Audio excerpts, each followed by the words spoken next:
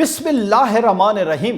अस्सलाम वालेकुम नाजरीन, मैं हूं जेम जमाली और आप देख रहे हैं डिजिटल के सबसे बड़े चैनल न्यूज़ पाकिस्तान का प्रोग्राम ए टू जी। नाजरीन, समंदरी तूफान बिपरजॉय बहुत तेज़ी से सिंध के साहिली इलाकों की तरफ बढ़ रहा है। ताहम महकमा मौसमियात के मुताबिक सिंध के साहिली इलाकों के अलावा भारतीय गुजरात से भी ये तूफान टकराएगा। कहा जा रहा है कि तूफान ने कैटेगरी 3 साइक्लोन की शक्ल अख्तियार कर ली है, जो शदीद तरीन साइक्लोन में शुमार किया जाता है।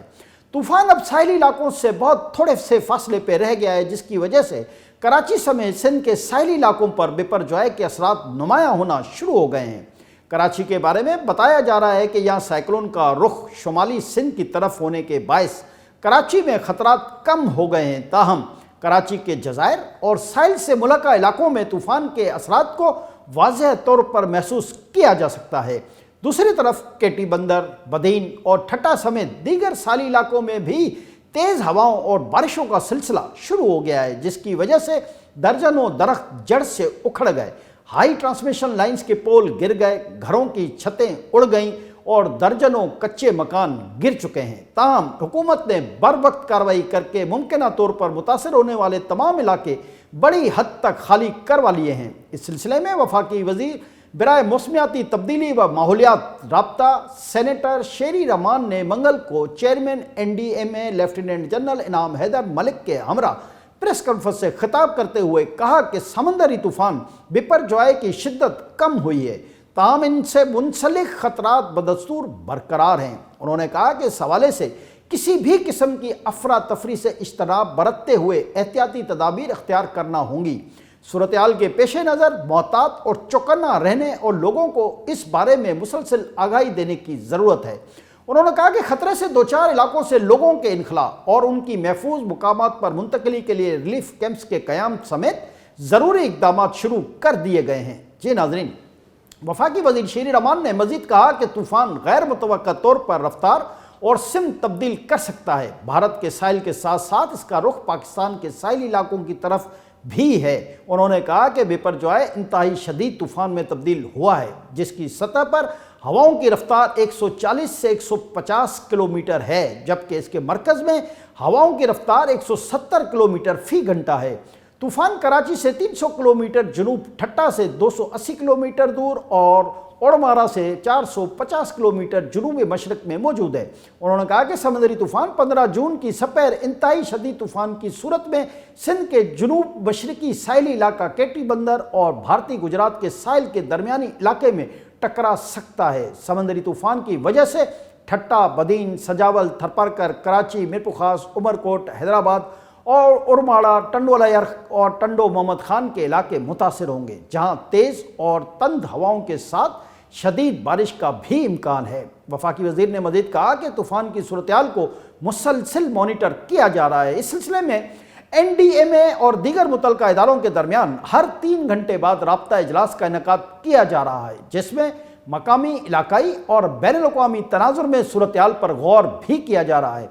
शेरी रहमान ने कहा कि तूफ़ान के असरात की जद में आने वाले इलाकों में कमज़ोर इंफ्रास्ट्रक्चर, बिल बोर्ड्स, कच्ची छतों और सोलर पैनल को नुकसान पहुँचने का अंदेशा है। उन्होंने कहा कि हुकूमत सिंध ने खतरे से दो चार इलाकों से लोगों के इनखला के लिए इक़दाम शुरू कर दिए हैं। मुतासरीन की महफूज मुकामात पर मुंतकली के लिए रिलीफ कैंप्स भी कायम कर दिए गए हैं। उन्होंने कहा कि खुले समंदर से मुतालिक भी इंतबाह जारी किया गया है। माहीगीरों को इस हवाले से एहतियात बरतने की हिदायत भी की गई है। उन्होंने कहा कि मुतल्लिका महकमों और इदारों के लिए अलर्ट जारी किया गया है। वफाकी वज़ीर ने कहा कि समंदरी तूफ़ान के असरात की जद में आने वाले ज़्यादातर इलाके गुज़िश्ता साल के सैलाब से भी मुतासिर हुए थे और मकामी लोग अब भी मुख्तलिफ मसाइब का शिकार हैं। मुतासरीन को बर वक्त रिलीफ फराहम करने और बाद अज़ां तामीर नो के कामों के लिए फ़ंड्स दरकार होंगे। इस सिलसिले में फ़ौरी इक़दाम की ज़रूरत है। जी नाज़रीन, इस मौके पर चेयरमैन NDMA लेफ्टिनेंट जनरल इनाम हैदर मलिक ने समंदरी तूफ़ान के बारे में अपनी ब्रीफिंग दी और बताया कि महकमा मौसमियात की पेशनगोई की बुनियाद पर समंदरी तूफ़ान के बारे में मुतल्लिका इदारों को पेशगी खबरदार कर दिया गया था। तूफ़ान में 5 जून के बाद शिद्दत आना शुरू हुई और उसने बतदरीज इंतहाई शदीद तूफ़ान की शक्ल अख्तियार कर ली।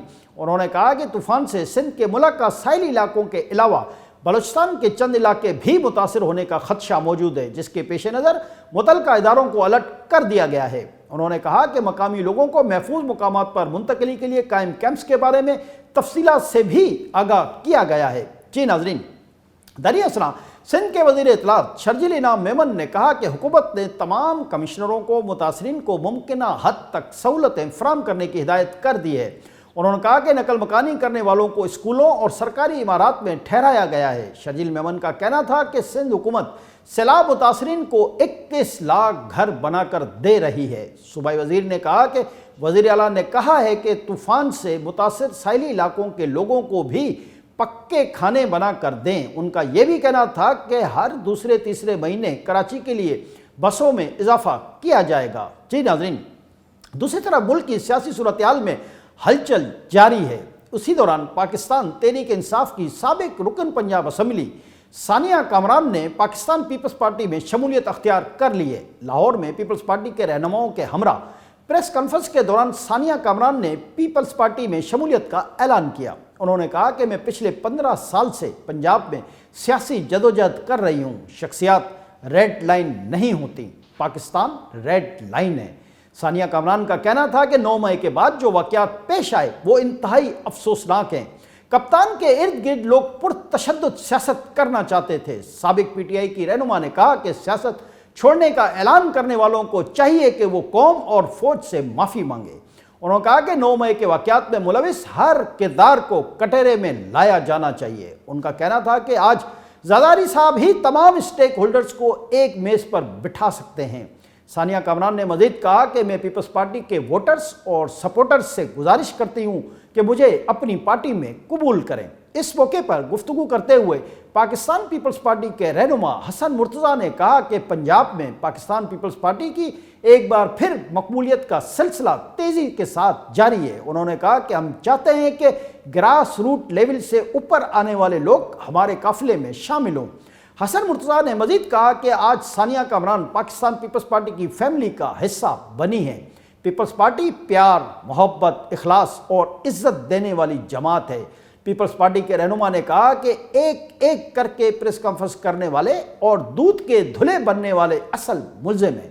ان لوگوں نے سال 1.5 سال میں نوجوانوں کو منظم طریقے سے لڑوایا۔ ان کا کہنا تھا کہ یہ لوگ نوجوانوں کو اداروں پر چڑھائی کرنے کی کال دیتے رہے۔ سیاسی احتجاج کرنے والے پارلیمنٹ ہاؤس کے سامنے جاتے ہیں۔ میری اپیل ہے کہ اعلی کار بننے والوں کی معافی قبول کر لینی چاہیے۔ جی ناظرین، ادھر پاکستان پیپلز پارٹی کے چیئرمین اور وزیر خارجہ بلاول بھٹو زرداری سے بھاول نگر کے سیاسی رہنماؤں نے لاہور میں ملاقات کی اور پاکستان پیپلز پارٹی میں شمولیت کا اعلان کیا۔ اس سلسلے میں جاری پیپلز پارٹی کے اعلامیہ کے مطابق پی ٹی آئی کی جنوبی پنجاب کی سینئر نائب صدر صدف سردار پاکستان پیپلز پارٹی میں شامل ہو گئی ہیں۔